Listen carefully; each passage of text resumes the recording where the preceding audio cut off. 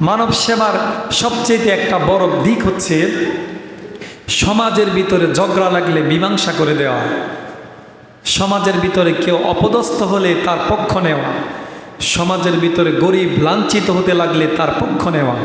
এখন বর্তমানে আমাদের যে অবস্থা, আমরা একটা গরিব মানুষ অন্যায় করেনি, সে সত্যের পক্ষে আছে, কিন্তু অন্যায় করেছে যে ধনী ব্যক্তি, ও ব্যক্তিরা অন্যায় করেছে, কিন্তু যখন বিচারে বসে গরিব ব্যক্তিটা অন্যায় না করার পরও তার জরিমানা হয়ে যায়। গরিব মানুষটা অন্যায় না করেও তার বিচার হয়ে যায়, গরিব মানুষটা অপরাধ না করার পরেও তাকে লাঞ্ছিত হতে হয়। আসে না নাই? কথা কন না, আসে না নাই?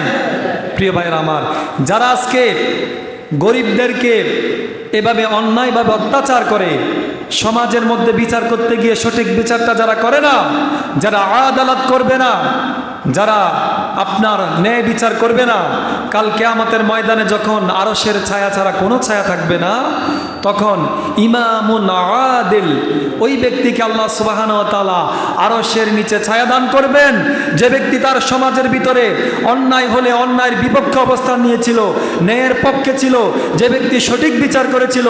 কাল কিয়ামতের ময়দানে, হাসরের ময়দানে যখন কোটি কোটি মানুষ থাকবে, মানুষগুলো দৌড়াতে দৌড়াতে পাগল হয়ে যাবে, ওদিন আরশের ছায়া ছাড়া কোনো ছায়া থাকবে না।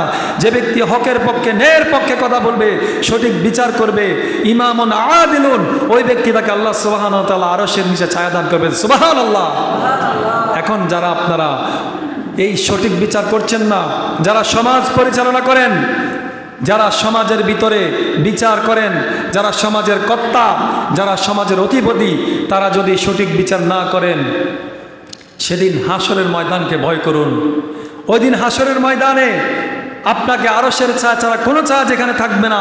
যদি আপনি গ্রামের একজন সামান্য বিচারক হয়ে যদি আদালত করেন, ন্যায়ের পক্ষে থাকেন, আপনার জন্য আরশের ছায়া আসে না নাই? আরে আসে না নাই?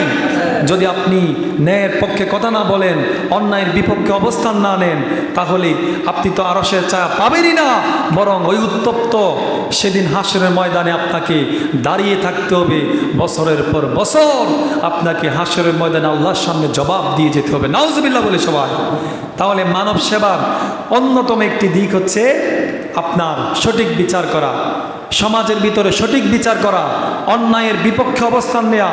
সে যে হোক, ধনী হলে ধনীর বিপক্ষে যেতে হবে, গরিব অন্যায় করলে গরিবের বিপক্ষে যেতে হবে। এখন আপনি শুধু গরিবের বিপক্ষে যাবেন, ধনীর পক্ষ নেবেন, এটা কি ন্যায় হলো? কথা কন না কা? এটা কি ন্যায় বিচার হলো? এটা কখনো ন্যায় বিচার না। প্রিয় ভাইরা আমার, আপনারা এই বিষয়টাকে ভালোভাবে আমলে নেন। আপনি আপনার অবস্থান থেকে, আপনি রাষ্ট্রের একজন ইমাম হওয়া দরকার নাই, আপনি আপনার মহল্লার ইমাম হন, আপনি আপনার পরিবারের ভিতরে আদালত প্রতিষ্ঠা করেন, আপনার পরিবারের ভিতরে আপনি ইনসাফ প্রতিষ্ঠা করেন, আপনি যেখানে আছেন সেখানে ইনসাফ প্রতিষ্ঠা করেন। আল্লাহ আপনাকে হাসরের ময়দানে, কিয়ামতের ময়দানে আরশের নিচে ছায়া দিবেন। সুবহানাল্লাহ বলি সবাই। প্রিয় ভাইয়ের আমার, সৃষ্টির সেবা যদি আমরা করি, তাহলে আমাদের জন্য 4টা উপকার রয়েছে। কয়টা? সবাই বলেন কয়টা? 4টা। যারা সৃষ্টির সেবা করে তাদের জন্য 4টা উপকার রয়েছে। 1 নাম্বার, সৃষ্টির সেবা যদি কোনো বান্দা করে, আল্লাহ ওই বান্দার উপরে রাজি খুশি হয়ে যায়। সুবহানাল্লাহ, সুবহানাল্লাহ কন্যা। 1 নাম্বার হচ্ছে, কেউ যদি সৃষ্টির সেবা করে, আল্লাহ সুবহানাহু ওয়া তাআলা ওই বান্দার উপরে রাজি খুশি হয়ে যায়। সুবহানাল্লাহ।